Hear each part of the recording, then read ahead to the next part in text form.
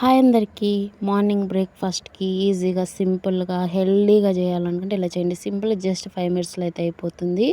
అంటే night breakfast ఏం చేయాలని మనం ముందుగా ప్లాన్‌గా లేనప్పుడు, ఏవి పప్పులు ఏమి నానబెట్టినప్పుడు ఇలా ట్రై చేయండి. సింపుల్‌గా, ఈజీగా, హెల్తీగా అయిపోతుంది. పిల్లలకి కూడా చాలా బాగా నచ్చుతుంది. దానికోసం అయితే నేను ఒక బౌల్ తీసుకొని ఒక ఆలు అయితే గ్రేట్ చేసుకున్నా.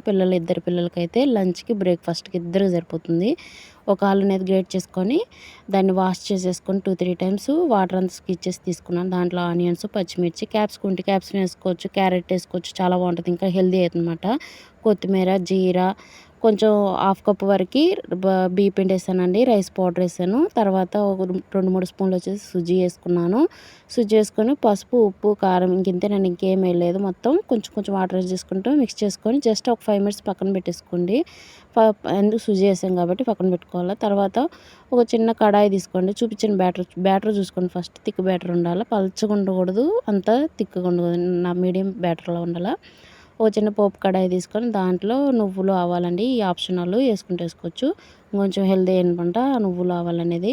కొంచెం ఆయిల్ వేసేసుకొని ఒక 2 గెట్లు పిండి వేసుకొని పిండి వేసిన తర్వాత సిమ్లో పెట్టి, అంటే మీడియం ఫ్లేమ్లో కానీ సిమ్లో పెట్టి ఒక 5 మినిట్స్ మగ్గనిచ్చండి. మగ్గిన తర్వాత మూతపెట్టి మగ్గనివ్వాలి. తర్వాత రెండో వైపు తిప్పుకొని కాల్చుకోవాలన్నమాట. ఫ్రై చేసుకోవాలి. చాలా బాగుంటుందండి. మా పిల్లలకైతే ఈరోజు ఇదే చేసి పెట్టాను. చాలా బాగుందండి. దీంట్లో సోడా ఏమీ వేయలేదండి. అంతా హెల్తీయే. ఇన్స్టెంట్ అయిన హెల్తీ ఫుడ్ అండి. పిల్లలకి బాగా నచ్చుతుంది. మా పిల్లలకైతే బాగా నచ్చిందంట. బాగుంది మమ్మీ, మళ్ళీ చేయి ఇంకొక రోజు అని చెప్పేసి అడుగుతున్నారు. మీ పిల్లలకి కూడా బాగా నచ్చుతుంది. ట్రై చేయండి. లంచ్ బాక్స్లో పెట్టుకోవచ్చు. మార్నింగ్ బ్రేక్ఫాస్ట్ అందరికీ నచ్చుతుంది. ఈ వీడియో కనుక నచ్చినట్టయితే లైక్ చేయండి, కామెంట్ చేయండి. మరిన్ని వీడియోస్ కోసం మన ఛానల్ అయితే సబ్స్క్రైబ్ చేసుకోండి. దీన్ని చట్నీలో కానీ, టమాటా సాస్లో కానీ తినొచ్చండి.